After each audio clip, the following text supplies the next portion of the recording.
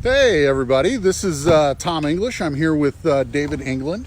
We're here to talk about the market again, our monthly look at what's going on in the market. We're here today at John A. Logan College, where National Southern Illinois Hunting and Fishing Days comes out this weekend. It is Saturday and Sunday, and it's always a good time. Personal note, I cannot believe anybody didn't pick this location for when we put it on Facebook. Why didn't anybody guess this? This is, I thought it was easy. Man. But hey, maybe next time. Well, if you don't know and you are watching, we will, if you do guess our location, we'll post a contest the Monday before every Thursday that we broadcast, and we will give away 1 month of a digital subscription for the Southern. It's yours to try. But David, tell us a little bit about Hunting and Fishing Days and why we're here today. I've been coming for years. Matter of fact, when our sons were very, very small, they'd come out and we'd have a great time. And I'm going to be here Saturday because I keep hearing about this 48-point buck that this gentleman from Johnston City shot. I've got to see it, and I've heard good things. And I want to hear the story and his story, because I understand he's a waterfowl hunter, but he's got this record buck. So I'm gonna come out and see it, and so Saturday I'm gonna come out and hear what he has to say. How about you? My favorite part is bringing the kids out. I know my son and my daughter love, or at least love. They might be getting a little too old for it, but they got their first taste of fishing in back when for the kids fishing derby back there, and I love sitting. I used to fish a lot as a kid and kind of lost touch for a while, and now I'm fishing a little bit more now, and it's something you can pass along to your kids, and it's fun. So it's a great way to introduce the sport to children. You can't beat the excitement to see a child catch the first fish. No, it is a blast. One quick announcement before we get started with the questions today. This weekend in the Sunday Southern on our Sunday business page, David will be making his triumphant return to column writing. I'm excited. It's something that I've missed in our paper, and it's great to have you back from sabbatical writing columns, and tell us a little bit about what readers should be looking for. Well, first of all, thank you for the opportunity for the local regional paper to be writing, accepting my work. Mm-hmm. It's so nice ringing up our local brothers and sisters.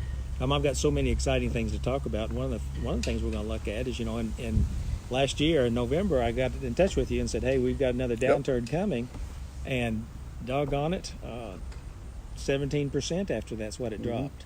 So people keep asking me, what do you see? What do you see? So I'm going to be writing about what I was seeing to make that call.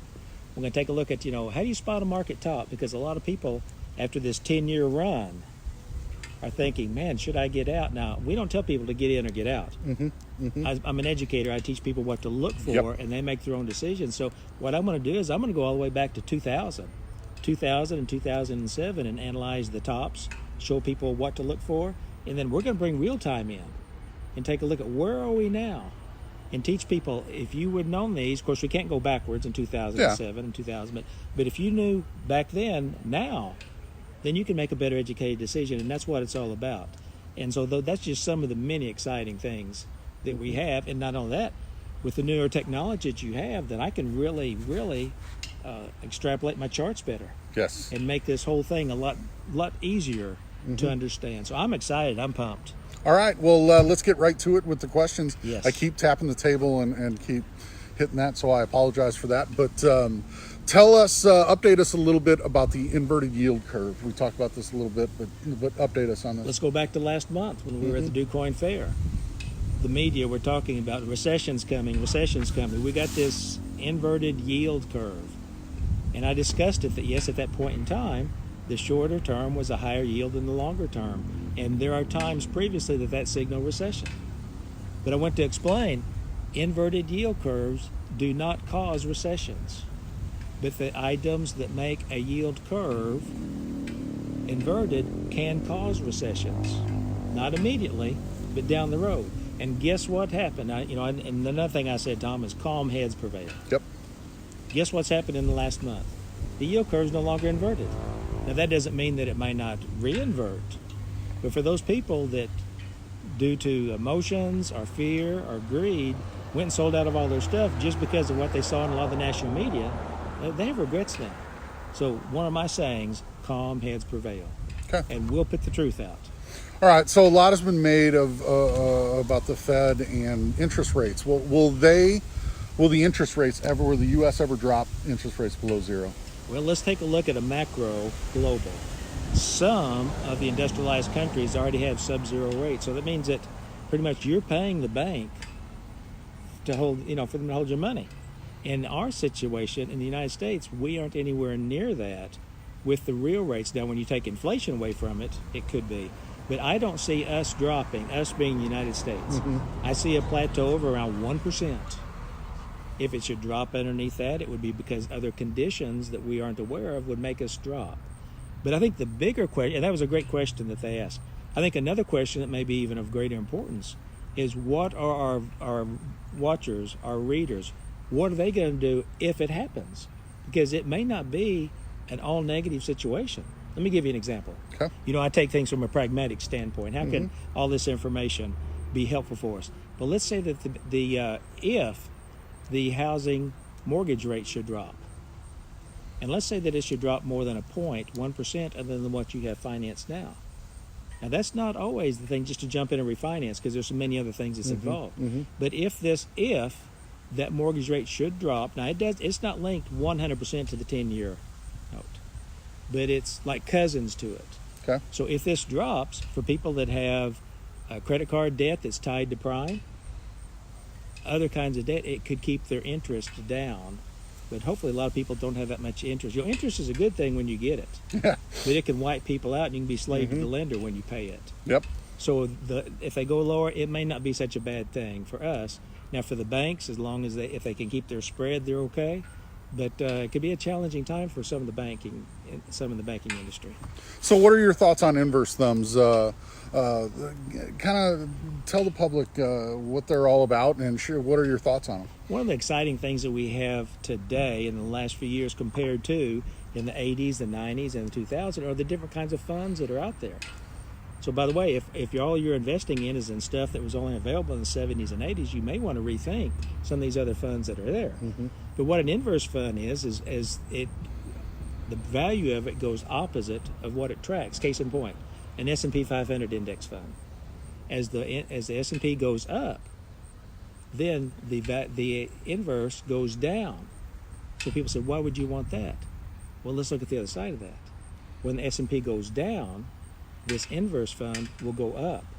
So as you will see, Tom, matter of fact, you'll see the column before anybody else does, because you're the gatekeeper on the column, and you got that red pen out, especially with my writing. Okay, now I know what it's like to see my work in red pen.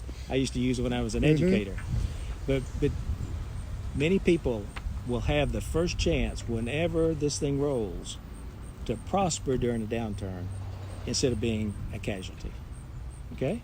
So going into the next decade, we're almost there. Which sector has the most profit potential? Man, I tell you what, where's that crystal ball? Did you pack yours? I didn't bring mine today. I didn't bring mine, that's for sure. I think Barry Hancock was going to bring one. He forgot his too. Okay, here's some areas that are going to be hot areas. Of course, these inverse funds, for one. One of the areas in the cryptocurrency area. Okay, another area that a lot of people are looking at is in the cannabis area.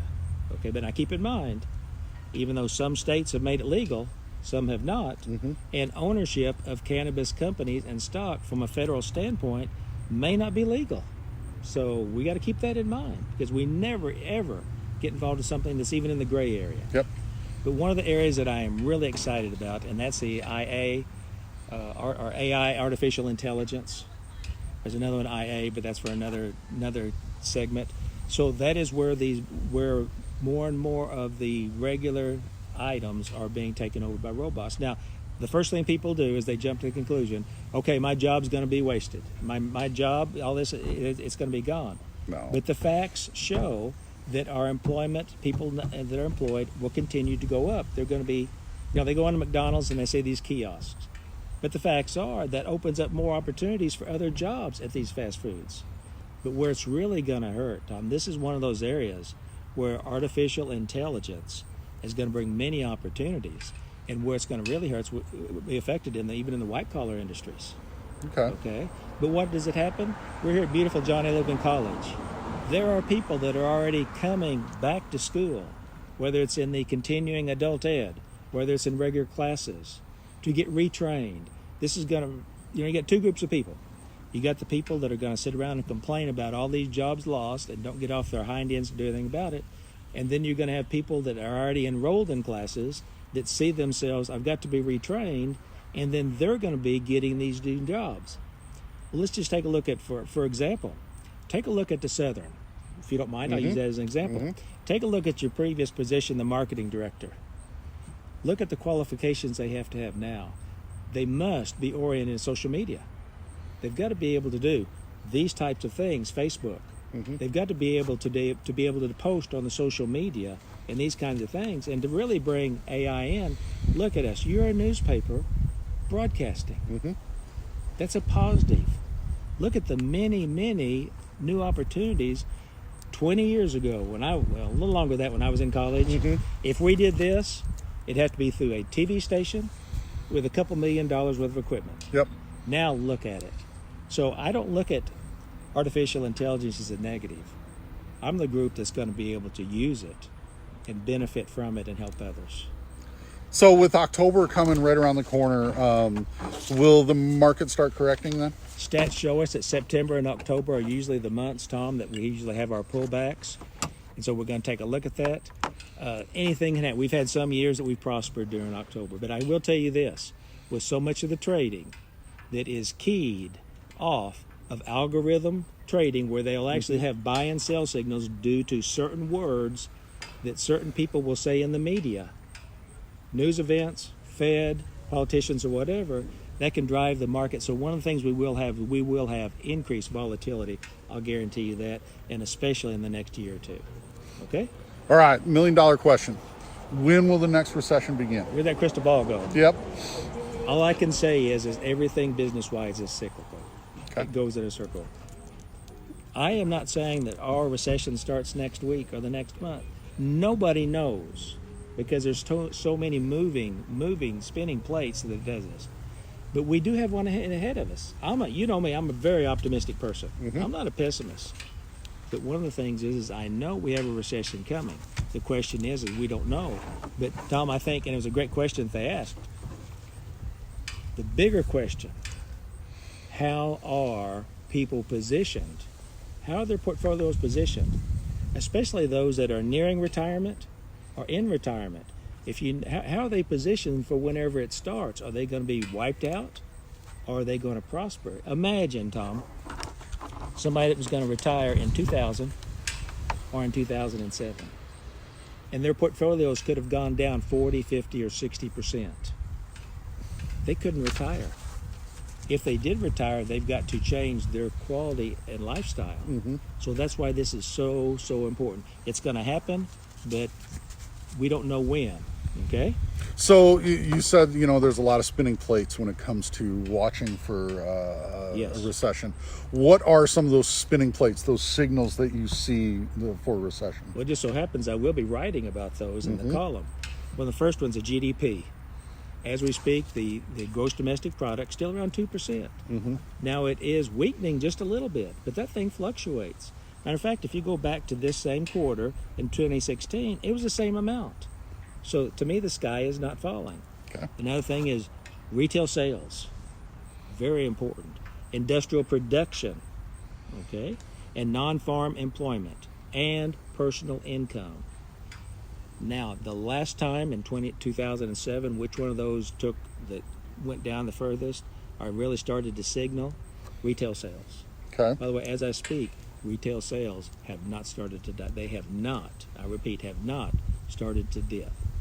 Okay? So those are some of the things which we are definitely. And then also another thing is home prices.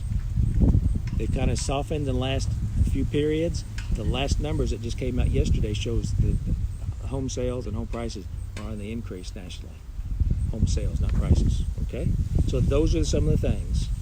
And whenever we hear somebody talk about the sky is falling, there's an agenda for it. So, let's use some common sense and calm heads prevail. But when we see these signals, Tom, we can't sit on our hands. We've got to be able to act and move. Okay. Be proactive. Yes. Well, I want to thank everybody for watching. This has been another edition of Talking About the Market with David England and Tom English. I want to thank John A. Logan and Hunting and Fishing Days for having us here. Oh, yes. And I want to encourage everybody to come out and join us here. It's a great time. It's fun for the whole family, and you know I know I'll be out here on Sunday. So I do want to add that right now at thesouthern.com we have a sale till Monday. We've extended our $3 for 3 months digital subscription. It's great value. It's a pretty good value, and you can see what we have to offer, and it's only till Monday. So I encourage you to get out and check it out. But until then, David, you got anything else for everybody? Nope. By the way, I took advantage of that earlier this Yep. year. It's a heck of a value. And hey, I guess I'll see you out here Sunday. Yes. So until next time, which will be probably 4 Thursdays from now. 4 Thursday. And let's have another contest. I want to see one of you guys win it. And please, folks, we're putting truth on the table. Please feel free to share this with your friends and associate on Facebook. Absolutely. Thank you very much. Thank you, and God bless.